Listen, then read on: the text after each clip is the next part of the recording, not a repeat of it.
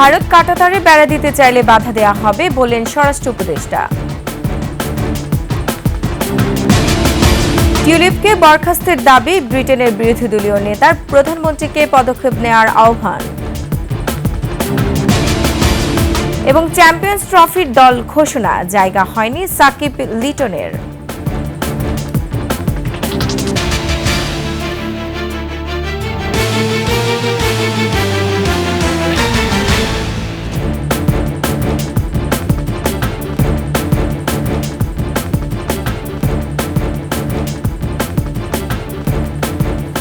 শুনছিলেন সংবাদ শিরোনাম। আমন্ত্রণ 21শে দুপুরের সংবাদে, সাথে আছে আমি রোমান আমিন। দর্শক, 21শে টেলিভিশনের সংবাদ একই সাথে সরাসরি দেখতে পাবেন আমাদের ফেসবুক পেজ www.facebook.com/124 অনলাইনে।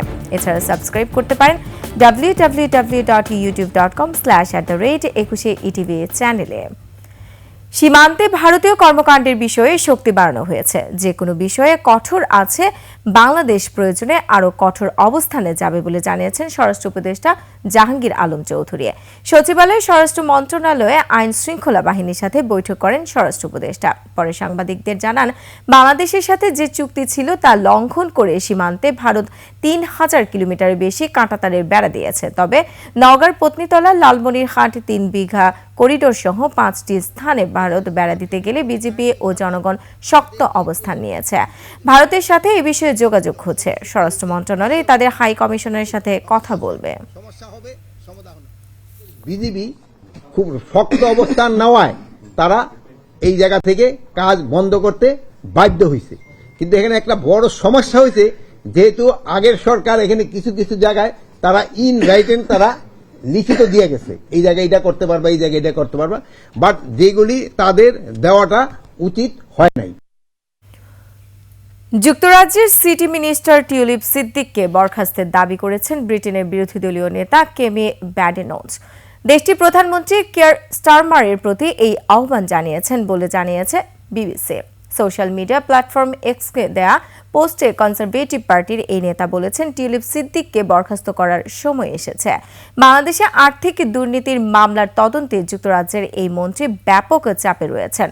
এমনকি দুর্নীতির দায়ে মন্ত্রিত্ব ছাড়তেও ক্রমবর্ধমান চাপ সৃষ্টি হচ্ছে টিউলিপের উপর। ব্যাডেনজ বলেন, সরকার যে আর্থিক সমস্যাগুলো তৈরি করেছে তা মোকাবেলায় মনোনিবেশ করা উচিত হলেও টিউলিপ সিদ্দিক সেই কাজে মনোনিবেশের জন্য সমস্যা হয়ে উঠেছেন।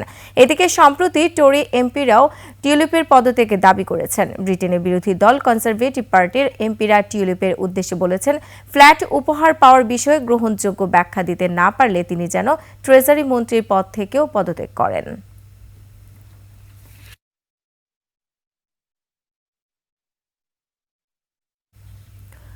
রূপগঞ্জে মানুষের জমি দখলের বিস্তর অভিযোগ সিটি গ্রুপের বিরুদ্ধে। এ কাজে পেশি শক্তির পাশাপাশি নিজেদের মালিকানাধীন গণমাধ্যমকেও ব্যবহার করেছে প্রতিষ্ঠানটি। বৃহৎ এই প্রতিষ্ঠানটির ক্ষমতার কাছে অসহায় স্থানীয় গ্রামবাসী। দর্শক, নারায়ণগঞ্জ প্রতিনিধি রবিউল ইসলামকে সাথে নিয়ে আরো জানাচ্ছেন মেহেদি হাসান। ছোট্ট এই দোকানটি এখন রেনু বেগমের একমাত্র ঠিকানা। এই দোকানের উপার্জনই তিনি ও তার 2 সন্তানের একমাত্র অবলম্বন। দোকানের একপাশে 2 সন্তান নিয়ে কোনো মতে থাকার ব্যবস্থা। অথচ 2020 সালেও এই দোকানেরই ঠিক বিপরীতে প্রায় 2 বিঘার বড় বাড়ি ছিল তার, যা এখন সিটি গ্রুপের সুউচ্চ সীমানা প্রাচীরের ভেতরে। জমি পুনরুদ্ধারে বিশাল শিল্প গ্রুপটির বিরুদ্ধে মামলা লড়ছেন তিনি। উচ্চ আদালতের রায়ও পেয়েছেন, কিন্তু তারপরও জমি বুঝে পাননি। আমি থাকি টঙ্গরে, আমার জায়গা জমিন সব নিয়ে গেছে সিটি গ্রুপ। বলছে ওদিকে বাড়া যাবি না ওদিকে বাড়া যাবি। আমি বলছি ঠিক আছে, আমাকে 8 দিনের সময় দেন। আমার ঘর ভাঙ্গা ফেলায়, ভাঙ্গার পরে আমি আবার হাইকোর্টে কান্নাকাটি কইরা মানুষের হাতে পায়ে দইরা, হ্যাঁ হাইকোর্ট আমার পক্ষে রায় দিছে, আমার কাগজ সঠিক, তার জন্য আমার বাপ দাদার পৈতৃক সম্পত্তি। আমরা যখন জমির মূল্য চাইছি, ওরা আমাদেরকে মারধর করে হাত পা ভাঙছে, আমাদের হাত পা ভেঙে আমাদের হাসপাতাল পাঠায় দিছে। আর ওরা এদিকে আমাদের খালি বাড়িতে আমার বোন ছিল, আমার বোনের জামাই ছিল, ওদেরকে মারধর করে আমাদের বাড়িঘর ভাঙছে ওরা। সিটি গ্রুপের বিশাল এই সাম্রাজ্যের ভেতরে দাগে দাগে আরো অনেকের জমি এখনো রয়ে গেছে। আমার নানির ঘরে 2 জন সন্তান, যেমন হলো আব্দুল গফুর আর হলো আসিয়া খাতুন, আমার মা। আসিয়া খাতুনের এই জায়গাটা বাদে গফুর মিয়া বিক্রি দিয়ে লাইছে, আর আমার মার জায়গাটা রয়েছে, আসিয়া খাতুনের জায়গাটা রয়েছে। এই জায়গাটা আজ পর্যন্ত আমাকে দিব দেয় না। এদিকে রেনু বেগমের দোকান থেকে গ্রামের একটু ভেতরের দিকে গেলেই চোখে পড়বে সদ্য নির্মিত সুউচ্চ দেয়াল ঘেরা বিশাল একটি এলাকা। বালু ভরাট করে এলাকাটিতে গড়ে উঠবে সিটি গ্রুপের নতুন শিল্পাঞ্চল। তবে এরই মাঝে এখনো রয়ে গেছে 4টি পরিবার। তাদের যাতায়াতের সরকারি রাস্তার উপর বিশাল এক ফটক লাগিয়ে দিয়েছে সিটি গ্রুপ। এখন যে কোনো মুহূর্তে ভিটামাটি হারানোর সংখ্যায় পরিবারগুলো। কোম্পানি দরজা বদ্ধ করে দিলে তো আমরা সমস্যা। এখন হ্যাগো ইচ্ছা মতো জমি নিতে চায়, বুঝেননি? ওরা যেই দাম দেয়, হ্যাঁ ওই দাম দিয়ে জায়গা কিনা জানে, ইয়া ডাবল দাম লাগে বাইরে গিয়ে কিনতে, জমি কিনতে। আপনি তো আগে বালু ফেলাই দিয়ে আমাকে জিম্মি করে ফেলাইছেন, আমার কথা বুঝছেন? আমি তো একার করার নাই পুরোটা, যখন বালু ফেলান করছিলেন। তবে কোনো দখলের অভিযোগ মানতে নারাজ কোম্পানিটির স্থানীয় এই কর্মকর্তা। তাদেরও টিভি চ্যানেল আছে বলে হুমকিও দেন। ওনাদের যদি কারো কমপ্লেন থাকে ওনাদেরকে বলেন প্রপার কাগজপত্র নিয়ে আমাদের কাছে আসুক, we will sit with them and then solve the matter. শোনেন, আপনাদের মতো আমাদেরও 2টা টিভি চ্যানেল আছে, আপনারা জানেন। স্থানীয় প্রশাসন বলছে যত বড় প্রতিষ্ঠানই হোক, কারো জমি অবৈধভাবে দখল করলে তাদের বিরুদ্ধে নেওয়া হবে ব্যবস্থা। যত বড়ই হোক না কেন, কোনো কোম্পানি যদি কোনো ব্যক্তি সম্পত্তি তারা বেদখল করে রাখে, সেটা আইনগতভাবে তার দখল করার সুযোগ নেই, তাহলে সেই ক্ষেত্রে সে কোনো আইনি তাকে কঠোরভাবে আইনিভাবে আমরা প্রতিহত করব। তারা কথা দিয়েছে যে আমাদের কাছ থেকে 1 মাসের সময় নিয়েছে, যে 1 মাসের মধ্যে তারা তাদের কাগজপত্রগুলো উপস্থাপন করবে, একই সাথে আমরাও হিয়ারিং গ্রহণ করব। এরপরে আমরা সিদ্ধান্ত নিব যে কি করা যায়। এদিকে এ ব্যাপারে জানতে কোম্পানিটির প্রধান কার্যালয়ে গেলেও কোনো সদুত্তর পাওয়া যায়নি। আপনারা নিউজ করেছেন? না, করিনি। করেন। মেহেদি হাসান, 21 টেলিভিশন, ঢাকা। আগামী 7 দিনের মধ্যে ঢাকার বায়ু দূষণ রোধে ব্যবস্থা নেওয়ার নির্দেশ দিয়েছেন হাইকোর্ট। একই সঙ্গে আগের ইটভাটা, গাড়ি কালো ধোঁয়া বন্ধ সহ 9 দফা আদেশও বাস্তবায়ন করতে নির্দেশ দেন হাইকোর্ট। পরিবেশ অধিদপ্তর, সিটি কর্পোরেশন সহ 11 জন বিবাদীকে এ আদেশ পালন করতে নির্দেশ দেন। আদেশ বাস্তবায়ন না হলে আদালত অবমাননার মামলা করা হবে বলে জানান রিটকারী আইনজীবী মনজিল মোরশেদ। বিচারপতি ফারাহ মাহবুব ও বিচারপতি দেবাশিস রায় চৌধুরীর বেঞ্চ এ আদেশ দেন। আগামী 26 জানুয়ারি মামলার পরবর্তী শুনানি। এর আগে রাজধানীর বায়ু দূষণ রোধে হাইকোর্টের 9টি আদেশের মধ্যে 7টি বাস্তবায়ন করেনি নির্দেশিত কর্তৃপক্ষ। হাইকোর্টকে এ তথ্য জানিয়েছেন আইনজীবী। আদালত শুনানি শেষে আজকে আদেশ দিয়েছেন যে আগামী 7 দিনের মধ্যে ঢাকার বায়ু দূষণ বন্ধে বিবাদীদেরকে কার্যকরী ব্যবস্থা গ্রহণ করতে বলেছেন এবং এর আগে 13/2020 যে 9 দফা নির্দেশনা দেওয়া হয়েছিল সেই 9 দফা নির্দেশনাগুলো বাস্তবায়ন করে আগামী 7 দিন পরে আদালতে একটি প্রতিবেদন দাখিল করতে বলেছেন এবং আদালত এটি আদেশের জন্য রেখেছেন 26 তারিখ। শুধুমাত্র ব্যাটার সাকিবের উপর আস্থা রাখেনি টিম ম্যানেজমেন্ট। চ্যাম্পিয়ন্স ট্রফির 15 সদস্যের দলে সুযোগ পাননি ডানহাতি ব্যাটার লিটন কুমার দাসও। বাদ গেছেন পেসার শরীফুল ইসলাম। সুযোগ পেয়েছেন পারভেজ হোসেন ইমন ও তানসিম সাকিব। দলকে নেতৃত্ব দেবেন নাজমুল হোসেন শান্ত। আকাশুজ্জামানের রিপোর্ট। চমক রেখে চ্যাম্পিয়ন্স ট্রফির জন্য দল ঘোষণা করেছে বাংলাদেশ ক্রিকেট বোর্ড। বাংলাদেশের সর্বকালের সেরা তারকা সাকিব আল হাসানের শেষ ইচ্ছে পূরণ হয়নি। বোলিংয়ে নিষিদ্ধ হওয়াতেই কপাল পুড়ল সাকিবের। শুধুমাত্র ব্যাটার সাকিবকে দলে রাখেনি ক্রিকেট বোর্ড। এ দলে সবচেয়ে বড় অঘটন লিটন দাসের সুযোগ না পাওয়া। দীর্ঘ সময় অফ ফর্মে থাকায় তার উপর আস্থা রাখতে পারেনি টিম ম্যানেজমেন্ট। সুযোগ পায়নি শরীফুল ইসলামের মতো পেসার। হাসান মাহমুদকেও রাখেনি cricket board. Pakistan Dubai ticket পেয়ে গেছেন গতিদানব নাহিদ রানা।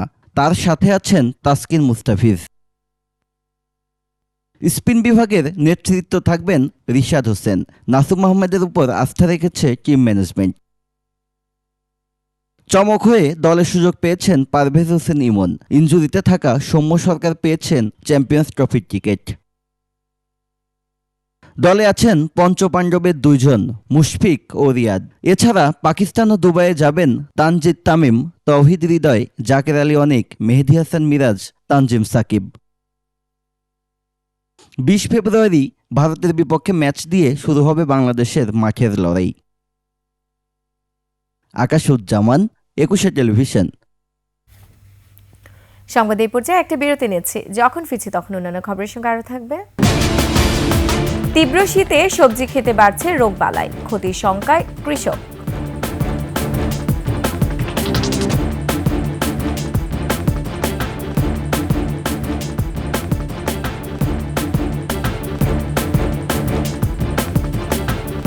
বিরতির পর আবার আমন্ত্রণ 21 দুপুরের সংবাদে। বৈষম্য বিরোধী আন্দোলন চলাকালে ছাত্র জনতার উপর গুলি করা পুলিশ কনস্টেবল মোহাম্মদ সুজনকে ট্রাইব্যুনালের মামলায় গ্রেফতার দেখানো হয়েছে। প্রসিকিউশনের আবেদনের শুনানি নিয়ে 1 জানুয়ারি ট্রাইব্যুনাল তাকে হাজিরের নির্দেশ দেয়। সেদিন প্রসিকিউশনের পক্ষে বি.এম. সুলতান মাহমুদ শুনানি করেন। সুজন হোসেনের পক্ষে কোনো আইনজীবী ছিলেন না। আগামী 23 ফেব্রুয়ারি এই মামলার তদন্ত প্রতিবেদনের জন্য দিন ধার্য করার তথ্য হিসেবে প্রসিকিউশনের এই আইনজীবী দিয়েছেন। মামলার বরাতে সুলতান মাহমুদ বলেন, গত বছরের 5 আগস্ট রাজধানীর চাংখারপুলে বোরহান উদ্দিন কলেজের পাশে কনস্টেবল সুজন হোসেনকে কখনো দাঁড়িয়ে বা কখনো শুয়ে ছাত্র জনতার উপর গুলি করতে দেখা গেছে, যা সামাজিক যোগাযোগ মাধ্যমে ব্যাপকভাবে ভাইরাল হয়।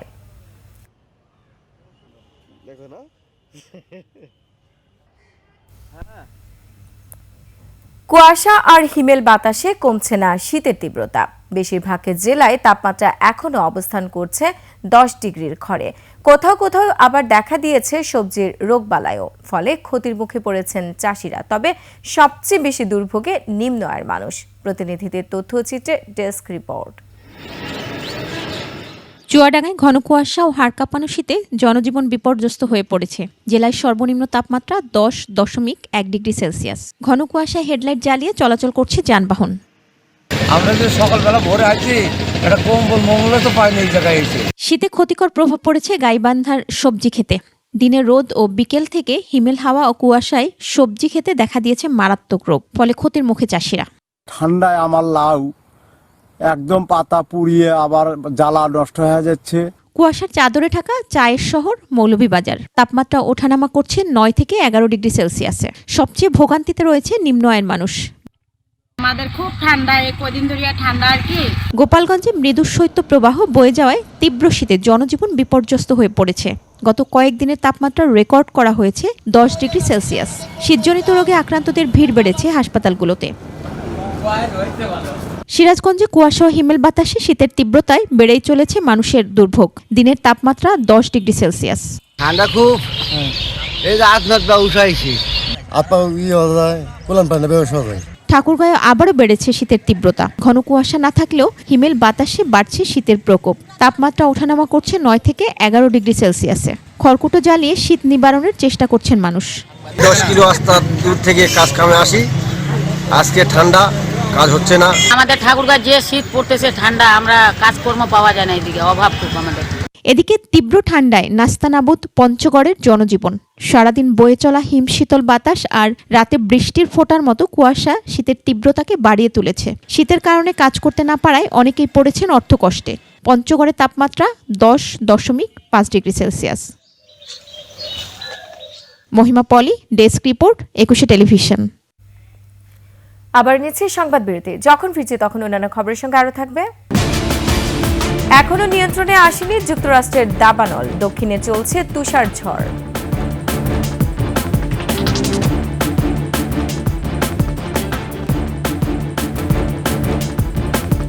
বিরতির পর আবার আমন্ত্রণ 21 দুপুরের সংবাদে।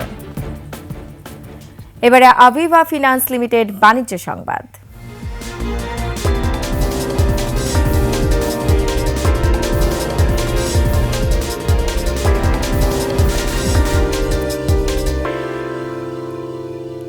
পলিসি রেট বেড়ে যাওয়ায় ব্যাংকের ঋণ এখন অনেক ব্যয়বহুল। ব্যক্তিগত ঋণ বা পার্সোনাল লোনে ব্যাংকগুলো এখন গ্রাহকের কাছ থেকে 12 থেকে 14% পর্যন্ত সুদ নিচ্ছে। ওয়ার্কিং ক্যাপিটাল এবং কার লোনের ক্ষেত্রে সুদের হারও এই মুহূর্তে 14% পর্যন্ত। তবে হাউস লোন সুদ কিছু কম। ব্যাংকগুলো হাউস লোন দিচ্ছে 11 থেকে 13% সুদে। এদিকে ওয়ার্কিং ক্যাপিটাল লোনের প্রসেসিং ফি নির্ধারণ হয় ব্যাংক গ্রাহক আলোচনার ভিত্তিতে। আর পার্সোনাল লোন আর কার লোন এবং হাউস লোনে ব্যাংকগুলো কমপক্ষে 0.575% বা সর্বোচ্চ 17,250 টাকা প্রসেসিং ফি আদায় করছে। তবে কোনো কোনো ব্যাংক এর চেয়ে কম বেশি সুদ ও প্রসেসিং ফি আদায় করে থাকে। আর এরই সাথে শেষ করছি 21 দুপুরের সংবাদ। যাবার আগে সংবাদ শিরোনামগুলো আরো একবার। ভারত কাঁটাতারের বেড়া দিতে চাইলে বাধা দেয়া হবে বললেন স্বরাষ্ট্র উপদেষ্টা। টিউলিপকে বরখাস্তের দাবি ব্রিটেনের বিরোধী দলীয় নেতার। প্রধানমন্ত্রীকে পদক্ষেপ নেয়ার আহ্বান। এবং চ্যাম্পিয়ন্স ট্রফির দল ঘোষণা, জায়গা হয়নি সাকিব লিটনের।